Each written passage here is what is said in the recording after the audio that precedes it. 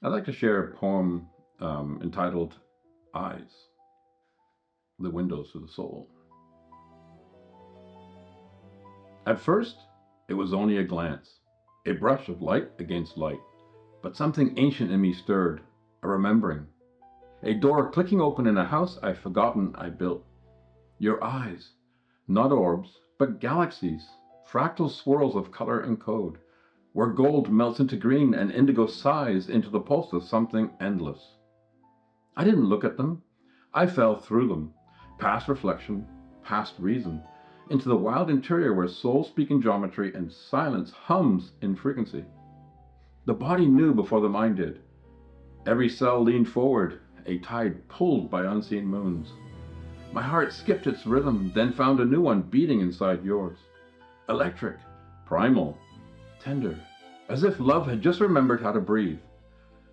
And I saw within your gaze the architecture of eternity, the scaffolding of stars still building themselves from the dust of first light. And there, in that trembling stillness, the illusion of separateness began to dissolve. Your pupils widened, and I swore I saw whole lifetimes open, temples, deserts, oceans folding over our names. My spine lit like prayer. The room disappeared. Only the current remained. The eyes are not windows. They are wormholes. They bend space, rewrite time, rearrange the borders between self and source. Looking into you, I forgot my name, forgot my story, forgot the long ache of being apart from anything.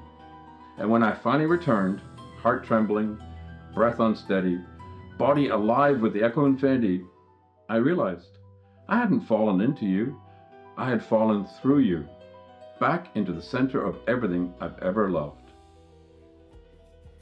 You know, there's a reason we say the eyes are the windows to the soul. And I don't just mean this as a poetic, it's literal. When you look deeply into someone's eyes, you're not just seeing reflected light, you're seeing reflected consciousness.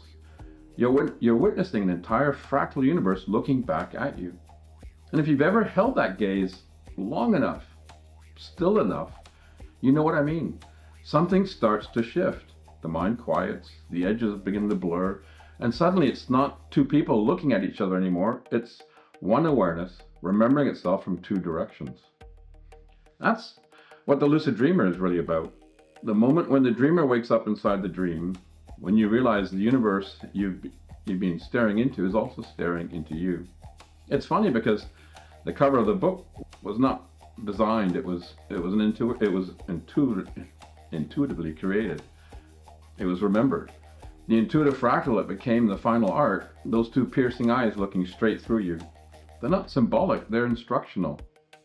They invite you into the same gaze to look long enough, deep enough, until something ancient in you wakes up. Look closely and you'll see it. Those galaxies woven into the irises, spiraling, breathing, alive. They're not just design. That's the visual language of consciousness itself. Because the truth is, every eye is a cosmos. Every human is a lucid dream. And every connection, every glance, is the universe recognizing itself again. So when I say the eyes are the windows to the soul, what I really mean is they're the portals between worlds, between the seen and the unseen, the infinite and the finite, the dreamer and the dream. And if you ever get pulled into someone's eyes so deeply that you forget who you are, don't worry.